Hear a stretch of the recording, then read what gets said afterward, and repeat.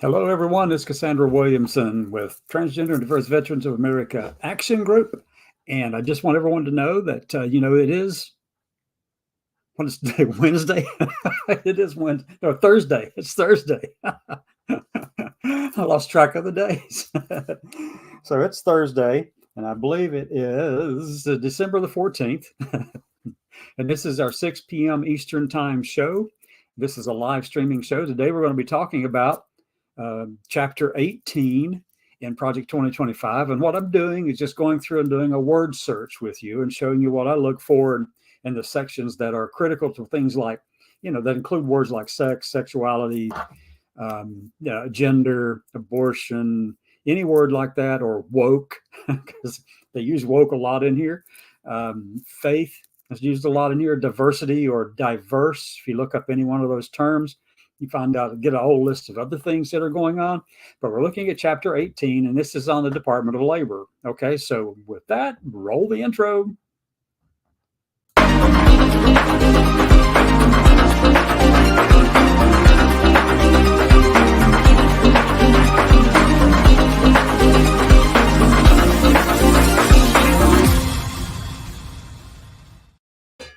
Hello, everyone. Welcome back to the show. So we're going to be going over and talking about Chapter 18, which is the Department of Labor. So let's go do that right now. Here we are. Okay. There's a lot of stuff going on in here. And if you're not familiar with Project 2025 and how horribly damaging to this country it will be if it's implemented, but what they're basically doing is they want to trade out, a little bit of what we see as accepting of all kinds of people and trade it out for this horrendous thing that shuts them all out and doesn't even acknowledge their existence. I'm speaking of minorities in the United States, any minority, whether that's racial or ethnic or LGBT, sexual orientation, gender identity, any of those groups, anyone, any of those minorities, neurodivergent, you name it, they want to get rid of them. They don't want to. It's not so much about getting rid of. It's more like they don't want to see them. That way they can't, if they don't see them, you don't hear about them, they can pretend they don't exist.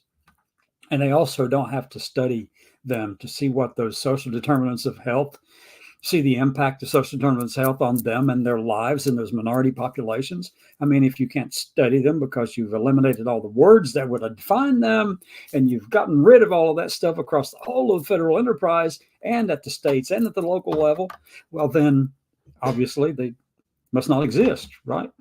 There's only one population that would exist, and that leaves you with what? White Christian nationalists.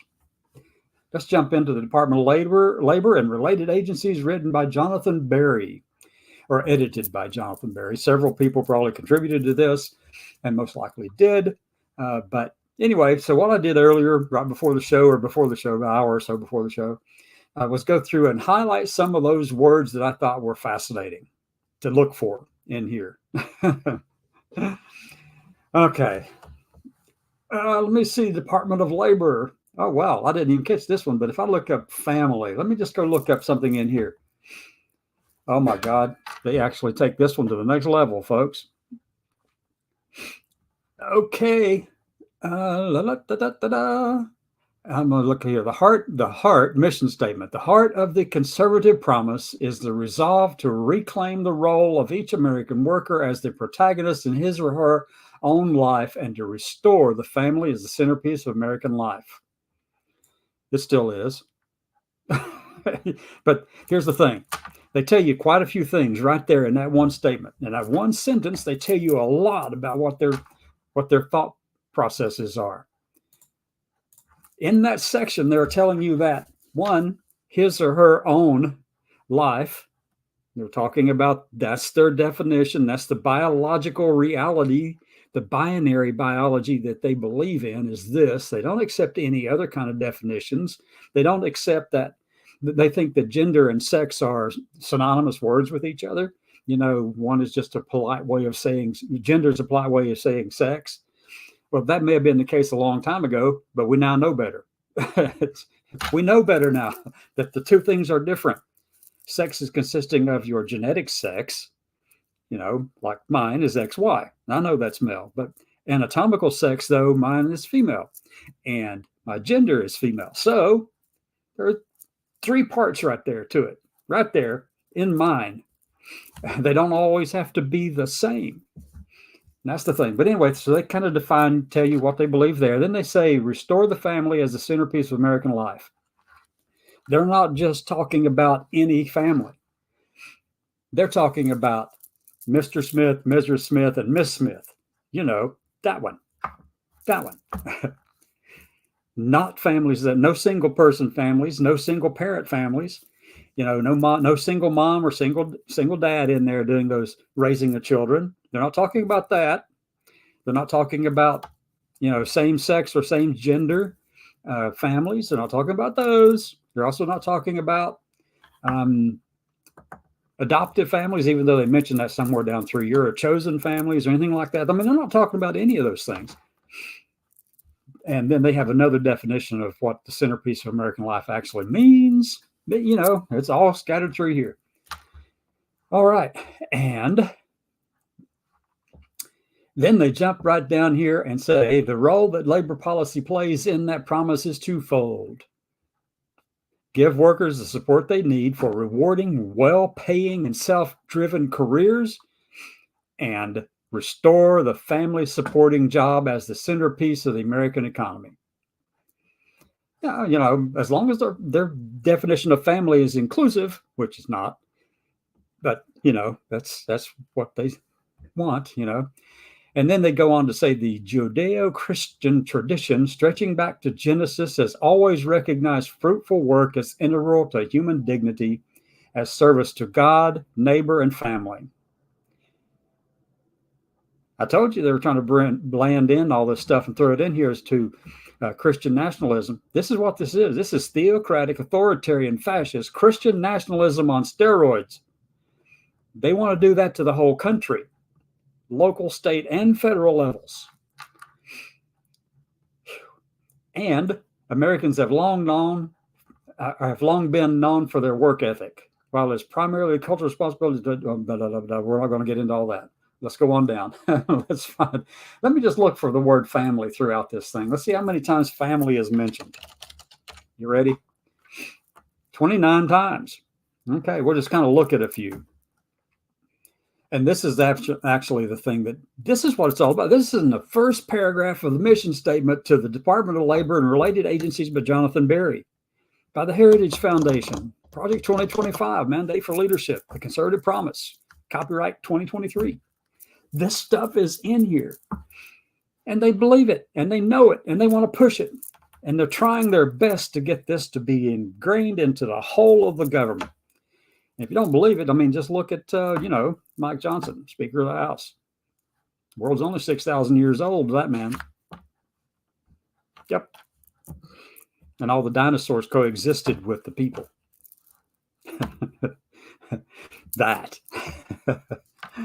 Oh my gosh. So let's see, there's 29 times. There's 1, 2, 3, down here 4. Jobs that can support a family. Let's go on down. Where's the next one? Family supporting jobs. Okay. Pro-family policies. Promote pro-life workplace accommodations for mothers. Federal law should protect life and promote pro-family policies. Let's go on down. That one's one of my other topics. That's in another topic. Paid family leave. Family statistics. Let me see what they're doing about this one. Every month, DOL's Department of Labor Statistics surveys tens of thousands of households to generate detailed estimates of labor market conditions and price levels. And every quarter, the Department of Commerce Bureau of Economic Analysis estimates the change in the entire economy's output to the fraction of a percentage point. Yet, let me see what their yet's about. Yet, data on the state of the American family and its economic welfare are released at best annually and generally a year or more after the fact. Metrics like marriage and fertility rates, the share of children living with both biological parents, the cost of a standard basket of middle-class essentials, and the share of families whose highest income worker earns more than twice the poverty threshold should be measured and reported monthly and in real time, incorporated in releases for other labor statistics. However, they aren't going to, they will not produce a survey of any kind that has things in it to do with sexual orientation, gender identity, or single moms and single dads, anything like that. Those words are verboten. They're bad. They don't want to use those words because it just makes them feel queasy or something. Get the vapors down here in the South. Oh my God. Congress should establish an assistant commissioner for family statistics within the Bureau of Labor Statistics. Again, they're not going to collect data unless it's just the data they want to see, because, they take offense at any other definitions of family. Okay, Congress should require the Bureau to establish a pilot survey with a sample comparable to the BLS current population survey that would publish monthly estimates for measures of the American family's well-being and appropriate sufficient funds for that purpose.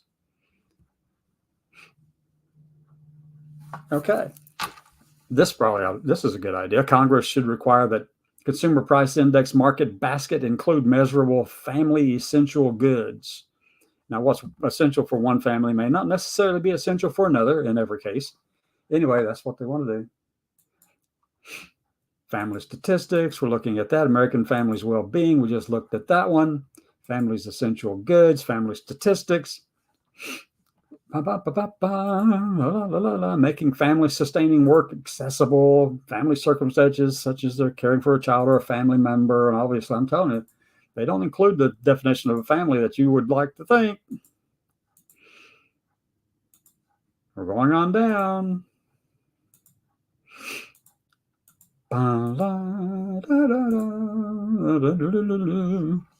Okay, so let's go back up to the top of this document, and we'll go scrolling down through here for the words I looked for earlier. And these are just as important, folks, just as important. There we go. That's the one we just read. Okay, the first one, needed reforms. Here we go. If you're a minority in this country, they don't want to see you. They don't want to count you. They don't want to count the impact of not having the sufficient access to labor that the other groups have. So they want to reverse the DEI revolution in labor policy. Diversity, equity, inclusion. If you're a diverse individual who doesn't represent, that white Christian nationalist view, they just would rather shove you back into the closet and under the floorboards. Under the Obama-Biden administration's labor policy was yet another target of the diversity, equity, inclusion revolution. Under this managerialist, left-wing race and gender ideology, every aspect of labor policy became a vehicle with which to advance race, sex, and other classifications and discriminate against conservative and religious viewpoints on these subjects and others, including pro-life views. The next administration should eliminate every one of those wrongful and burdensome ideological projects. I don't know about you, but do you feel like you're an ideology? No, me either. I'm not an ideology, and you're not going to freaking erase us just because you feel a funny way about us. Getting those vapors again. Jeez. Eliminate racial classifications and critical race theory trainings. The Biden administration has pushed racial equity in every area of our national life, including in employment, and has condoned the use of racial classifications and racial preferences under the guise of DE&I and critical race theory, which categorizes individuals as oppressors and victims based on race. Non-discrimination and equality under the law, DE&I is not. It is. It makes you feel funny. It makes you confront your own bigotry. Yeah. Title VII flatly prohibits discrimination in employment on the basis of race, color, and national origin. The president should issue an executive order banning, and Congress should pass a law prohibiting the federal government from using taxpayer dollars to fund all critical race theory training, CRT training. The president should direct DOJ, the Department of Justice, and the Equal Employment Opportunity Commission to enforce Title VII. The president should direct the Department of Justice and Equal Employment Opportunity Commission to enforce Title VII to prohibit racial classifications and quotas, including human resources classifications, D&I trainings that promote critical race theory. Next point, the president should eliminate EEO-1 data collection. This is the Equal Employment Opportunity Commission collects EEO-1 data on employment statistics based on race and ethnicity, which data can then be used to support a charge of discrimination under a disparate impact theory. You have to look it up. I did. Disparate impact theory is a theory out there in law. It's a theory of law. This could lead to racial quotas to remedy alleged race discrimination. The Office of Federal Contract Compliance Programs, OFCCP, also has a right to the data EEOC collects. Crudely categorizing employees by race or ethnicity fails to recognize the diversity of the American workforce and forces individuals into categories that do not fully reflect their racial or ethnic heritage.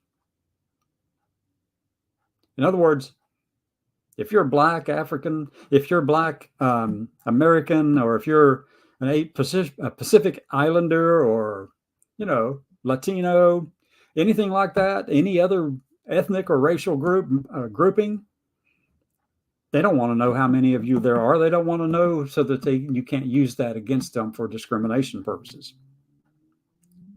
Right.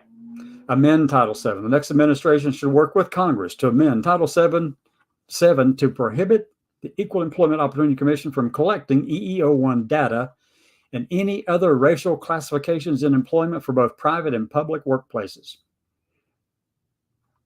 Talk about turning the world of science upside down, because, they don't care about the science anyway. They never have. It's all just about Christian nationalism. There's a disparate impact theory thing again, right there. Okay. With interracial marriages in America increasing, many Americans do not fit neatly into crude racial categories. Under disparate impact theory, moreover, discriminatory motive or intent is irrelevant. The outcome is what matters. But all workplaces have disparities. Oh, really? Really? Oh my God. Okay, let's go on down.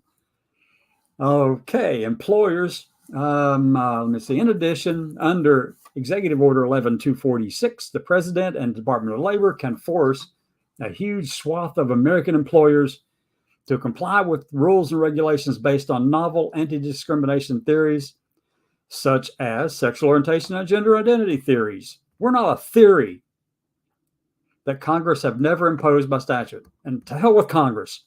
We're not a theory. We're not an idea. We're not an ideology. What the hell's wrong with these people?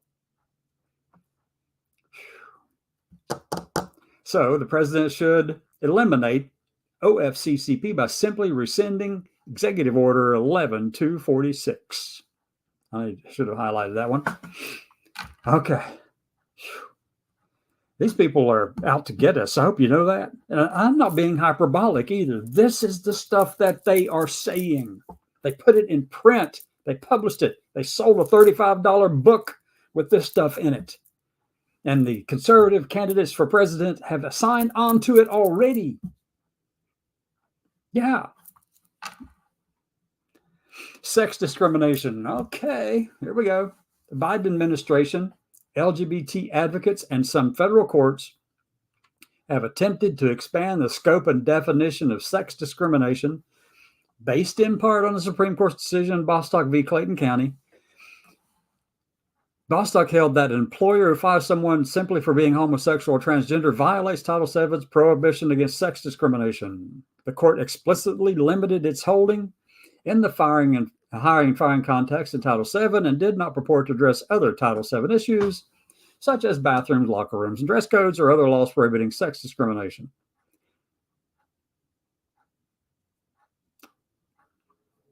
Notably, the court focused on the status of the employees and used the term transgender status rather than the broader and amorphous term gender identity. Restrict the application of Bostock. The new administration should restrict Bostock's application of sex discrimination protections to sexual orientation and transgender status in the context of hiring and firing. Withdraw unlawful notices and guidances. The president should direct agencies to withdraw unlawful notices and guidances purporting to apply Bostock's reasoning broadly outside hiring and firing. And that's one of those common tactics that's used in law and in the courts throughout the nation, from local to state to federal levels, to see if you can take one particular ruling and see if you can expand it a little bit, and then get it to go back up to the Supreme Court for an additional ruling. Oh my God. Rescind regulations prohibiting discrimination on the basis of sexual orientation and gender identity, transgender status, and sex characteristics. If that doesn't make you mad, I don't know. I mean, there's a lot of stuff in here to be upset about, folks. The president should direct agencies to rescind regulations interpreting sex discrimination provisions as prohibiting discrimination on the basis of sexual orientation, gender identity, transgender status, and sex characteristics, etc. So they want to discriminate. They want to discriminate. And they want to do it and have the law back them up. Direct agencies to refocus enforcement of sex discrimination laws. The president should direct agencies to focus their enforcement of sex discrimination laws on the biological binary meaning of sex. Right, exactly. Right there in yellow, right now, for you to read, they tell you what they want it to do so that they can discriminate against everyone else they don't like. Again, they're getting the vapors and feeling some kind of queasy way, because there are transgender people and gays and lesbians in the country.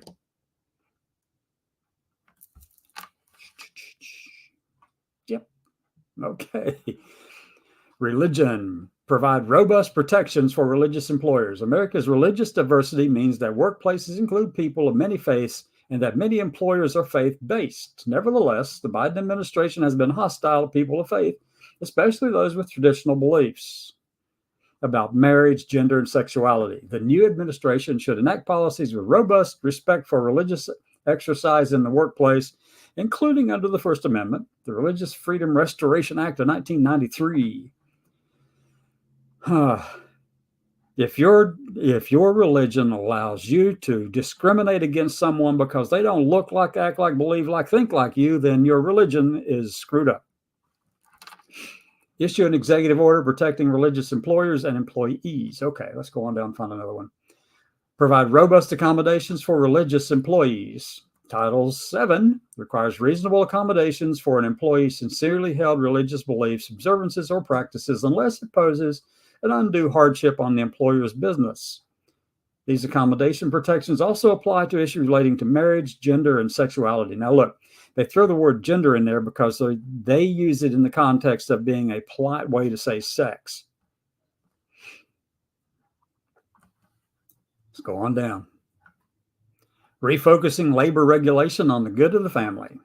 The DE&I revolution in labor affected not only the administrative state, but it has also targeted much of the private sector. Owing to the combination of regulatory pressure and eager human resources offices in the private sector, much of American labor and employment policy has become institutionally oriented toward woke goals. Retracting regulations that support this revolution is a good first step, but more is needed. We must replace woke nonsense with a healthy vision of the role of labor policy in our society, starting with the American family. They've got different definitions of society. They have different definitions of what it means to be American and different definitions of what a family is. And that woke nonsense, well, I'd much rather be enlightened than disenlightened or blind, ignorant, and stupid. This stuff is horrible. And really, I mean, it really is. And I haven't even made it down a quarter of the way through this Department of Labor section. Scrolling down, I know that there's quite a few places in here where, we've talked about all kinds of stuff. Let's see. Go on down. We're looking for highlighted sections. May or may not be any. Let's take a look. Let's go see. Da-da-da-da-da. Bear with me as I scroll happily down the page. Here we go. Wow, there's not much done through here, is there? Here we go. Worker Retirement Savings, ESG, which is employment, let me see, environmental, social, and governance investing. This relatively recent strategy promoted by large asset managers focuses not only on a company's bottom line, but also on the company's compliance with liberal political views on climate change, racial quotas, abortion, and other issues. The ESG movement has focused especially on reducing greenhouse gas emissions. For example, ESG proponents advocate for divestment from oil and gas companies or the exercise of investor influence to reduce oil and gas production. ESG considerations unrelated to investor risk and returns necessarily sacrifice trust law's traditional sole focus on investment returns for collateral interests. And while individual investors may, in other words, what they're saying is they're going to try to cut these things out. And under what conditions fiduciaries should be permitted to follow this path as well? Because ESG investing necessarily puts other considerations before the interest of the beneficiary. ESG investing by plan managers is an inappropriate strategy under this. ERISA. Okay, let's look at it later. DOL should prohibit investing in ERISA plans on the basis of any factors that are unrelated to investor risk and return. DOL should return to the Trump administration's approach of permitting only the consideration of pecuniary factors in ERISA. However, this approach should not preclude the consideration of legitimate non-ESG factors such as corporate governance, supply chain investment in America, or family supporting jobs. Oh, wait. So you're putting your ideologies in here. But, you know, America is defined your way, families defined your way. Oh, well. Yep. Dead serious, folks. They are serious. You don't believe it. Better take it. If you can take it to the bank, they're going to work on getting all this accomplished. They were able to get like 67% of it, about 2/3 of the first mandate for leadership accomplished back when Reagan took over on January the 20th of 1981. And they were able to get, you know, like 2/3 of that first one. That was their very first one accomplished. And it was not as thoroughly thought out and organized and detailed as this. Okay. This thing makes that one look like kindergarten's play. Okay. So, okay, that's it for the Department of Labor. Let's go back up to the top. Here we go. Scrolling through. Click. Okay. Department of Labor and related agencies. Jonathan Berry, Chapter 18. Let me just stop sharing and go over and see if there are any comments we need to address. And drop this down over to here. No, got one person watching, but no comments. Anyway, thank you for watching. I hope you have a great day. I'll come back tomorrow at noon Eastern, 11 Central, and we'll talk some more. And then tomorrow evening at 6 p.m. on a Friday, I'm going to have some conversations around more of this stuff. Plus, I'll talk about our Go Transport program that's over on our C3 TDVA side to help veterans get to and from their appointments at VA. Without any cost to them. And, you know, it's a program that's worked through Uber Health, and we're going to have somebody come on and from that side of our organization and talk about that for you. All right. With that, let's call it a day, folks. Have a good one.